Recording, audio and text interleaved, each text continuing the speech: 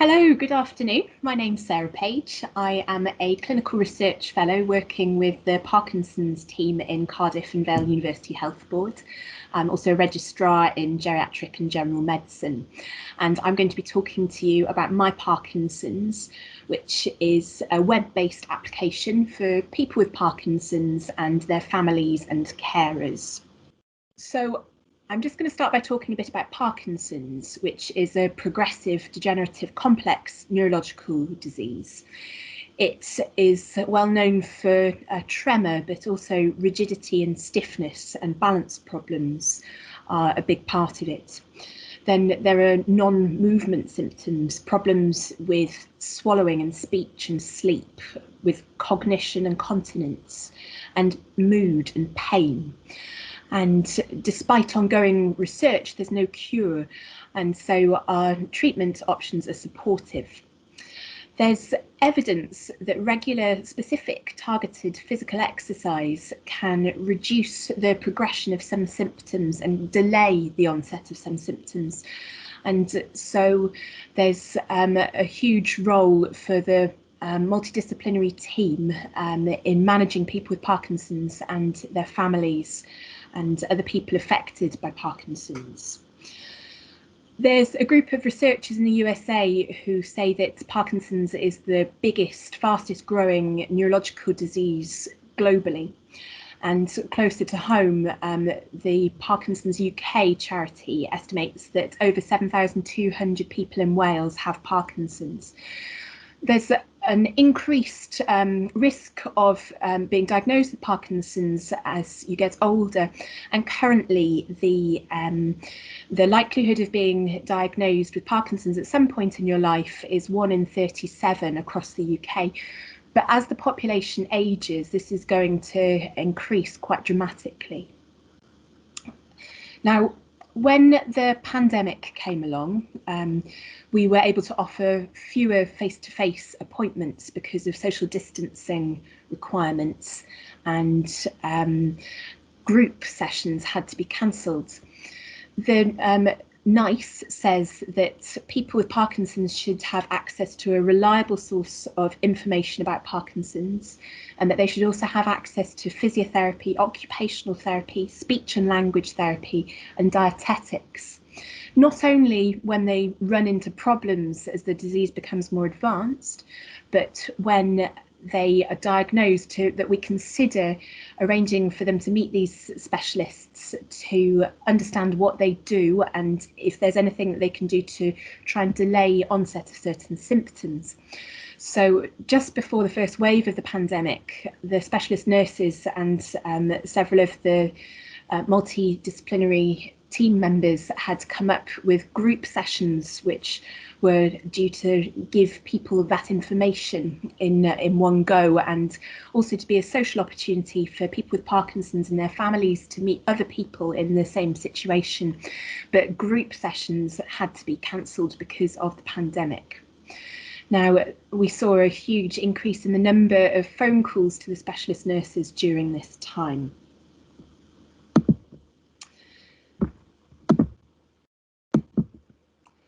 The team had already been thinking about developing a web-based application to provide information and advice to people with Parkinson's, but when the pandemic came along, that really showed that we needed to do something sooner rather than later. And my role this year has been project managing the developing My Parkinson's web application. And the web application is a source of providing reliable information, which is equitable because everyone has the same access to the same information. And also to reduce repetition by the specialist nurses often having to answer the same query time and time again to different people.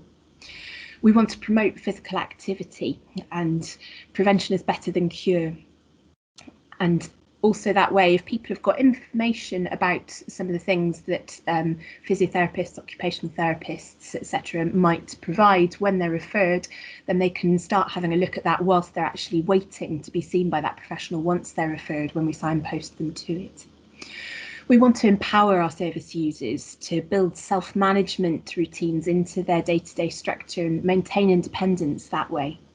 And we want people to understand the roles of the multidisciplinary team. For example, that speech and language therapists also help with swallowing, so that people know why they might have been referred there and turn up to their appointments.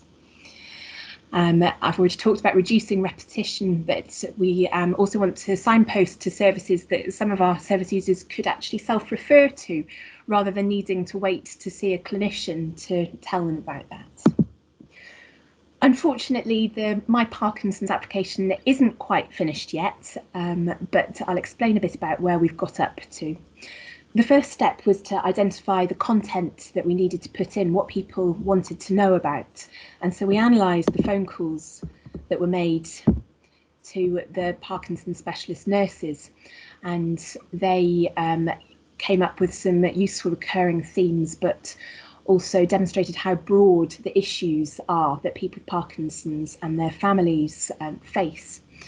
So we looked at these and asked experts by experience, our service users and other members of the team, whether they thought that there were other things that needed to be included as well. This is a snapshot of the content map that we sent to the web developers. We grouped these themes and have come up with 57 written articles with advice and information written by 20 different healthcare professionals from 9 different disciplines. We've also made 16 videos. 8 different healthcare disciplines have made videos. Physio, occupational therapist, speech and language therapy, dietitian, clinical psychology, clinical nurse specialists for Parkinson's, consultants, general practitioners, and we've just had a social worker come on board who says that they're going to contribute as well. The name was voted for by our service users and they chose My Parkinsons. The votes were also from some healthcare professionals as well. I liked Park's Life, which was a pun on the Blur album, but unfortunately that one didn't win. So we went with My Parkinsons. This is the logo that our web developers have come up with. And we are so close to being able to start testing the My Parkinsons web application with some of our service users or family members of service users to get their feedback on it. And we'll take their feedback on how useful it is, how usable it is, and their suggestions for improvements and improve the application. And when we've got a product that we're happy with, we plan to present what we've done to other movement disorders services across Wales and across the UK. My Parkinsons has been designed to make it very easy to customise to different health boards or areas in the UK. So it should be easy for people to put their own local information in, but keep the core of the written articles and videos there so that they can use My Parkinsons with their local service users as well. The learning points that I really take away from my experience as a Bevan Exemplar and from this project is that change really is possible, even within the health service, but it does take time, especially when you're trying to do it in the middle of a pandemic and everyone you're working with is redeployed. And I was really glad to be a Bevan Exemplar because at the times when things got challenging and where I might have wanted to give up, I felt that I had that backup from them and the inspirational stories from other Bevan Exemplars who were overcoming challenge and adversity and bringing about change, but also the accountability, which was really useful. I've met so many wonderful healthcare professionals who are really keen to make a difference and to improve the service for their service users and their patients. People really want to help. And if you can provide a structure and a way of doing that, sometimes being a little bit bossy, then it can happen. Costs don't tend to always stick to the initial estimates. Is a useful learning point. So next time I'm trying to change something, I'm going to make sure that there is the budget is a little bit more flexible, and that there's spare for unexpected costs, because costs do tend to rise. Older people are online. There was a bit of scepticism about this from some parties at the beginning of this project. One of our medical students did a quick survey of our service users and found in a snapshot that 80% of them, of those surveyed, are online. And also the Office for National Statistics has published data from 2020, that's including the months before the pandemic really got going, as well as sometime during the pandemic. But they've said that the number of over 75s who are recent internet users doubled between 2013 and 2020. And certainly from talking to a lot of our service users, many of whom are younger than that, a lot of them are online. And disaster brings about opportunity. There have been the odd silver linings to the COVID crisis, and I think the ability for innovation certainly is one of them. So our next steps in the My Parkinsons project are testing with our volunteers, modifying based on user feedback, and developing an expert by experience section, which is going to be entirely curated by our service users and their families and carers. We're very keen to make sure that this is fully accessible in Welsh as well as in English, and so that's part of phase 2, making a bilingual version. We are considering putting in some voice control, voice activation options for people whose tremor is very severe, that it makes it difficult for them to click on things either on a handheld or mouse controlled device. And then we'll obviously then look to roll out across our own service, and then share our experiences and scale up across Wales and the UK after that. While I've been project managing My Parkinsons project, I just want to say a huge thank you to all of the other people who have helped along the way, particularly to Dr. Stephanie Wells, my assistant project manager, and all of the other clinicians and healthcare professionals who have given time, often out of their own time, to contribute to this project. And I know that it's going to be a great success, and we'll keep you up to date. And I'm very happy to take any questions. We will now have a Q&A discussion. In hindsight, what might have sped up your project? Yeah, I mean, very personal to me was that I should have got more quotes at the beginning from web developers. I was given a contact who sounded brilliant and gave a quote which sounded reasonable, and somebody else asked somebody else who they knew, who said yes, that sounded reasonable to them. So we went ahead with that company for several months until they said, oh, actually it's going to cost twice as much as we said. And then we had to go back and find another web developer, which has held us back by a few months. So yes, finding more quotes at the beginning, I think, would have sped things up, although it would have been more groundwork at the beginning. It would have been a wise investment in time. What's your future timescale for testing and getting results back?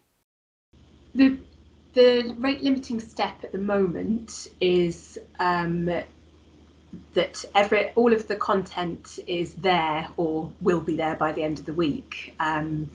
But the web development company have never done medical applications before, and so there's a lot more guidance needed from me and the team than I thought there would be. So I'm having to go through and test every single button, every single link. There's been problems with things being copied over, so it's just taking longer. When we've asked them for timescales, they've said, oh, another couple of weeks, but we certainly should, before the end of July, have something that's ready to start testing with the volunteer service users and their families that we've got lined up. And then we've got before and after feedback questionnaires that are ready to go. So I'm hoping that we should have some data by the end of the summer. And what kind of numbers are you looking at?